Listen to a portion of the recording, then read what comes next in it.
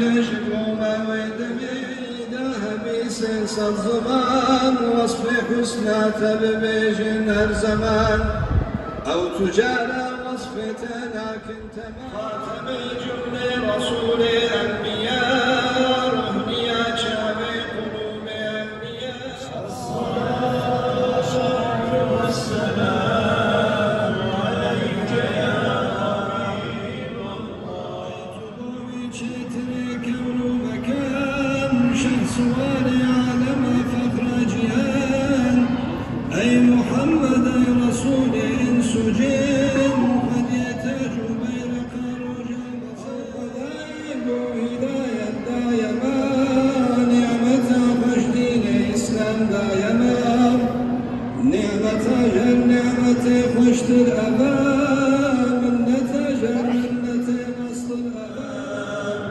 عليك يا خاتم الأنبياء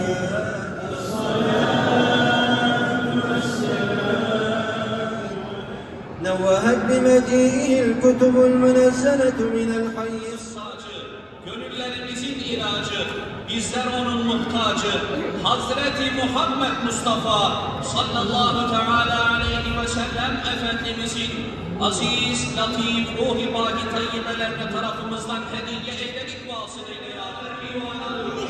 Ellerini açmış, semaya ellerini uzatarak yönelterek senden fedaya can eylemiş, aziz şehitlerimizin ruhlarına hediye eyledik vasıtayla ya Rabbi. İsimleri unutulmuş, nesilleri kesilmiş, kâhine yekşâdullâhi teâlâ aleyhim ecma'in hazaratlarının da ruhlarına hediye eyle aleyhimussalâtu vesselâm.